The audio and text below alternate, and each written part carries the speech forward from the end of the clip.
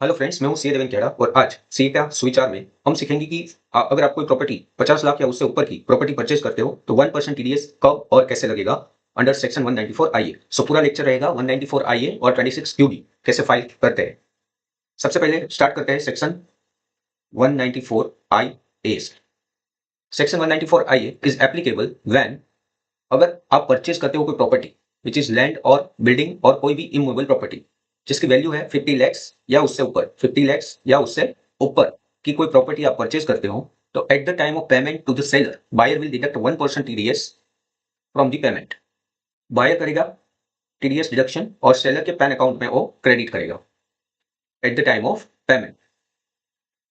और applicable 194 is applicable on immovable property which is land और building. यहां पर बायर और सेलर दो है। Suppose person A and person B. Person A है वो बायर है और ये seller. Buyer will pay to seller consideration, जो भी रहेगा प्रॉपर्टी का एग्रीमेंट वैल्यू और एसडीवी।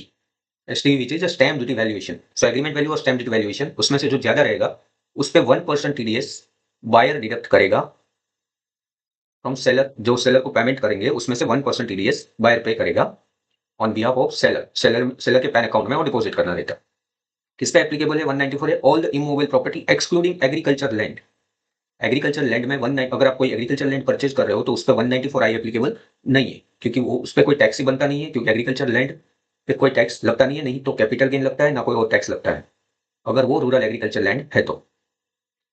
एग्रीकल्चर लैंड में दो पार्ट है। एग्रीकल्चर लैंड, अगर बायर अदर देन गवर्नमेंट है, इसमें 194 I A is not applicable, इस पर कोई टीडीएस नहीं रहेगा। बट इन केस अगर आपकी कोई एग्रीकल्चर लैंड बाय कर रहा है और वो है government, means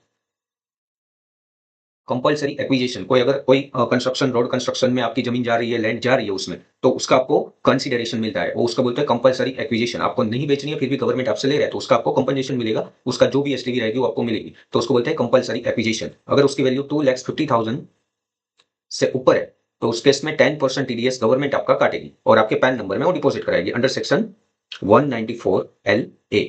so agriculture land 194 I A के लिए एक्सक्लूड है 194 I A. But in case of agriculture land government आपसे ले रही है तो उस केस में 194 एल ए लगेगा, 10% टीडीएस उसमें काटना रहेगा। और इसमें टीडीएस जब कोई बायर प्रॉपर्टी परचेज कर रहा है, या तो फ्लैट परचेज कर रहा है, लैंड परचेज कर रहा है, या कोई कोई और इमूवेबल प्रॉपर्टी परचेज कर रहा है, तो उसके लिए टैन टीडीएस डिपॉजिट करने के लिए टैन नंबर नहीं चाहिए, पैन नंबर से ही वो डिपॉजिट कर सकता है। वो हम आगे देखेंगे कि 26 क्यूबी कैसे फाइल करना रहता है। और TDS is deducted at the time of payment और credit whichever is earlier. मतलब जब आप पेमेंट कर रहे हो उसी वक्त आपको टीडीएस काट के उसको पेमेंट करना रहता है। उसकी टाइम लिमिट हम आगे डिस्कस करेंगे कि आपको कितने टाइम में टीडीएस पे करना है। अब नेक्स्ट आते हैं फॉर्म 26 क्यूबी कैसे फाइल करना है।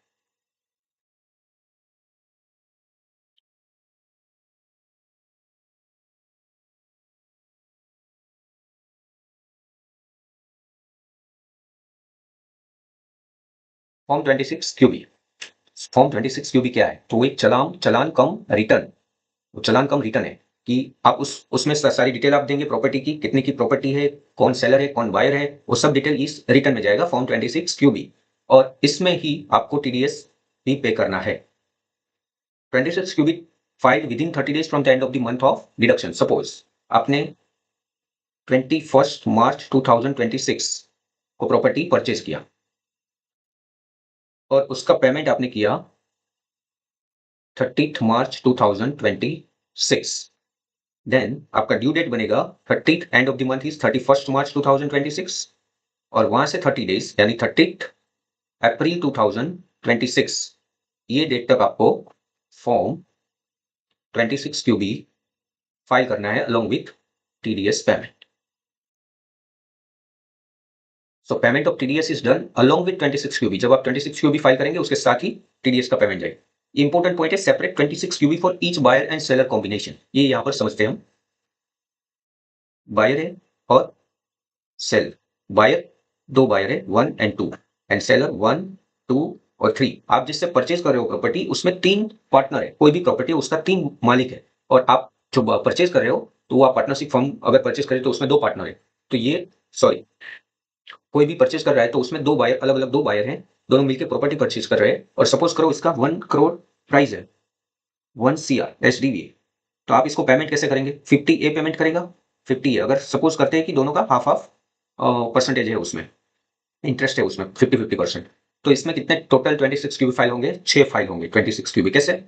तो ये 50 जो 50 लैक्स है बायर 1 वो 33.3% इसको पेमेंट करेगा, 33% इसको पे करेगा और 33% इसको पे करेगा।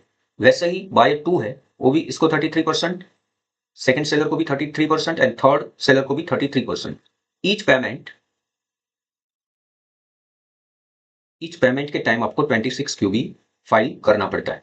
जितनी बार आप पेमेंट करोगे, सपोज आपने इंस्टॉलमेंट में 6 बार नहीं, 3-3 बार, एक बार 3 बार पेमेंट कर रहा है, उसकी जगह आपने हाफ हाफ करके 6 बार पेमेंट किया तो टोटल कितना होगा? 26 क्यूबी फाइल होगा। ईच पेमेंट पे आपको 26 क्यूबी और जो भी पेमेंट कर रहे हो उसका 1% टीडीएस काट के आपको 26 क्यूबी फाइल करना पड़ता है। आफ्टर फाइलिंग आपने एक बार फाइल कर दिया 26 क्यूबी, उसके बाद जनरेट होगा फॉर्म 16 बी। जब 26 क्यूबी जो आपने फाइल किया है वो डिपार्टमेंट उसको प्रोसेस करेगा और if it is found in order then वो प्रोसेस हो जाएगा। उसके बाद आप विदिन 15 डेज में फॉर्म 16 बी जनरेट कर सकते हो और आपको सेलर को प्रोवाइड करना रहता है फॉर्म 16 बी। फॉर्म 16 बी क्या है? वो एक टीडीएस क्रेडिट स्टेटमेंट है कि हमने, ये बायर ने इस सेलर के पैन नंबर में इतना टीडीएस पे किया है, तो वो एक टीडीएस क्रेडिट स्टेटमेंट है। तो ये पूरा 26 क्यूबी का प्रोसेस है और ऐसे 1% टीडीएस इमूवेबल प्रॉपर्टी परचेज, अगर प्रॉपर्टी वैल्यू एग्रीमेंट और एसडीवी व्हिचएवर इज हायर उसमें 50 लाख या 50 लाख के ऊपर की प्रॉपर्टी की वैल्यू है तो आपको 194 आईए इज एप्लीकेबल। काफी सारे बायर्स और सेलर ये पता नहीं रहता है कि आप प्रॉपर्टी परचेज कर रहे हो वो 50 लाख के ऊपर की है तो सेक्शन 194 आईए इज एप्लीकेबल। अगर आपने प्रॉपर्टी परचेज कर लिया और आपने टीडीएस पे नहीं किया तो आपको डिपार्टमेंट नोटिस भेज सकता है और उसमें पेनल्टी, इंटरेस्ट सब चार्ज होता है। Maximum penalty for not filing 26 QB is 200 per day and maximum rupees 1 lakh. And अगर आपने टीडीएस काटा और डिपॉजिट नहीं किया तो आपको 1.5% पर मंथ इंटरेस्ट भी पे करना पड़ेगा। तो ये बहुत ही इंपॉर्टेंट सेक्शंस हैं जो कि हर प्रॉपर्टी डीलर्स को ये ध्यान में रखना चाहिए ताकि आपको बड़ी पेनल्टी से बच सके। अगर आपको ये वीडियो अच्छा लगे तो लाइक, शेयर एंड सब्सक्राइब जरूर करें और देखते रहिए सीए के सुविचार पर। Thank you so much.